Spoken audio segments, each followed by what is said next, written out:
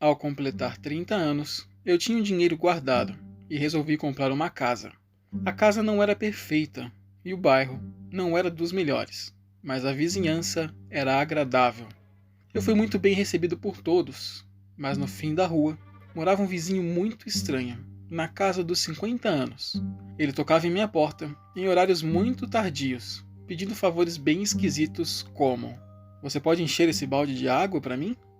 Ou "Você tem algo aí que não vai mais comer que possa me dar?" E sem contar as inúmeras vezes que me pedia dinheiro. Depois de um tempo, eu comecei a ignorar as batidas. Aquilo já ficou comum para mim. Um dia, ele bateu meia-noite em ponto em casa. E naquele dia, eu estava feliz e de bem com a vida. E decidi abrir. E o homem me pede para ajudá-lo a usar seu novo fogão elétrico, perguntando como acendia o forno, me chamando para ir em sua casa. Eu não achei mal nenhum, mesmo pelo horário, e decido ajudá-lo. Naquela época, eu estava em uma moda de cozinheiro, e isso seria fácil para mim. E então eu falei: "Eu só preciso botar um tênis e já vou. Vai ainda na frente, eu não vou demorar." E após 5 minutos, eu saio de casa e vou em direção à casa dele. Estava tudo escuro, o portão meio aberto e a grama dominava o quintal. A porta da frente estava trancada, mas a de trás aberta, e eu resolvo ir por lá. Ao chegar, empurro a porta para dentro, e o lugar não tinha um ponto de luz sequer. Um breu total. Quando eu falo: "Cara, você está aí?" E na minha lateral, uma escada que acessa ao porão. Então eu escuto lá de baixo: "Só vou pegar a carne aqui e já subo. Você não quer vir me ajudar?" Eu me posicionei em frente à escada, mas não crio coragem para descer. E resolvo falar: "Olha, melhor não, eu já vou indo nessa." Neste momento, começo a andar para trás, e quando de repente, da escada de madeira, escuto passos rápidos, subindo com tudo. E corro para fora, direto para minha casa, trancando minha porta em seguida e abrindo uma fresta da cortina para ver o lado de fora. E eu não vejo nada. Ele simplesmente desapareceu. E nos dias seguintes também. E aquilo me assombrava. Depois de uma semana, eu conto sobre o cara estranho para os meus outros vizinhos da região. E eles me informam que a casa estava abandonada há anos e não morava ninguém por lá. Aquilo tudo me apavorou e nós chamamos a polícia, que infelizmente não encontrou ninguém. Todos os dias, eu penso em que aquele homem queria comigo naquele porão assustador, e como por vários dias eu ficava cara a cara com ele. Após descobrir sobre a casa, eu me mudei na semana seguinte. Eu estudo em uma universidade e no segundo semestre precisei me mudar. Queria alugar uma casa mais perto da faculdade, mas todas estavam muito caras. Então, anunciei no mural que gostaria de alguém para dividir o aluguel comigo. E em menos de 2 horas, uma senhora de 70 anos me liga, pedindo para dividir a casa. No início eu não aceitei, mas depois de algumas semanas, ninguém entrou em contato. Então eu voltei atrás e aceitei sua proposta. Não ligava pela idade, nem para a pessoa, eu apenas queria dividir o aluguel.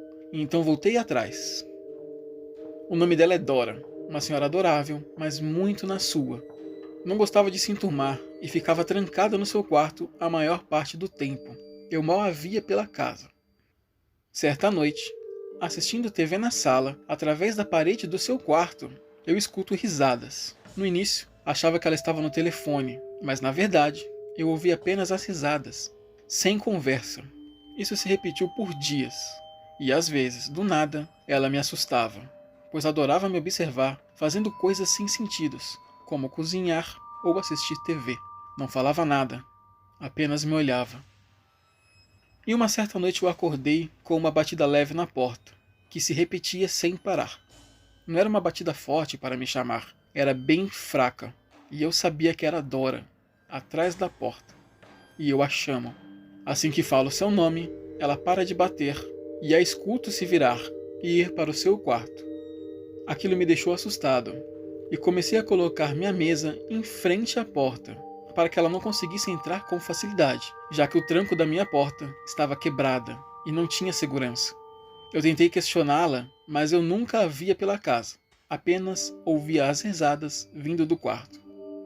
Após algumas semanas, acordo novamente, com o som de minha mesa sendo arrastada, junto ao som de porradas na porta com força. E a cada porrada, a mesa arrastava mais um pouco para trás. E pelo vão, já aberto na porta, eu via seu olho me observar. Ela começou a gritar e a bater com o ombro e com mais força, e a mesa estava quase cedendo, quando eu levanto correndo com tudo e a empurro para o lugar, pegando meu celular e ligando para a polícia. Quando a polícia chega, ela briga para não ser presa, mas os policiais conseguem, e por detrás da minha porta estavam facas de nossa cozinha, presas, como se ela estivesse tentando me esfaquear. Se eu não tivesse colocado a mesa, provavelmente ela teria me matado. Eu não sei o que aconteceu para ela fazer isso, mas eu me mudei em seguida, com medo de que ela voltasse. E dessa vez, eu divido a casa com outro universitário, da mesma idade que a minha. Mas mesmo assim, eu ainda coloco a mesa por trás da porta para dormir à noite.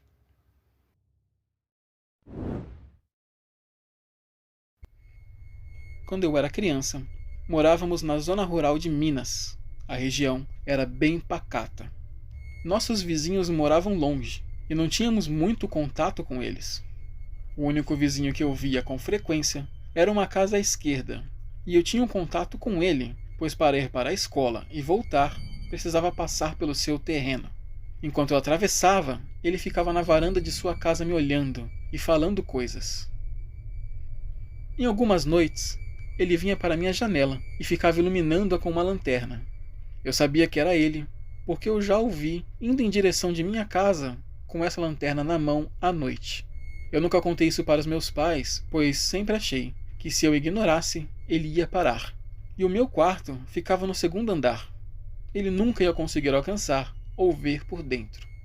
Uma certa noite, escuto um barulho de algo batendo na janela. Acordo assustado e imagino que possa ser uma escada sendo colocada na lateral de minha casa. E quando eu me levanto, realmente era uma escada. E ele subia, enquanto eu me afastava para trás. E ao chegar na janela, ele sorriu e fez um sinal para abri-la. Eu grito e corro chamando meus pais, que não acharam nada e nunca acreditaram em mim, e por isso, nunca chamaram a polícia. Mas o mais estranho é que uma semana depois que isso aconteceu, a casa do meu vizinho foi anunciada para venda, e ele se mudou. Eu nunca entendi o que aquele louco queria, mas isso me perturbou por muitos anos.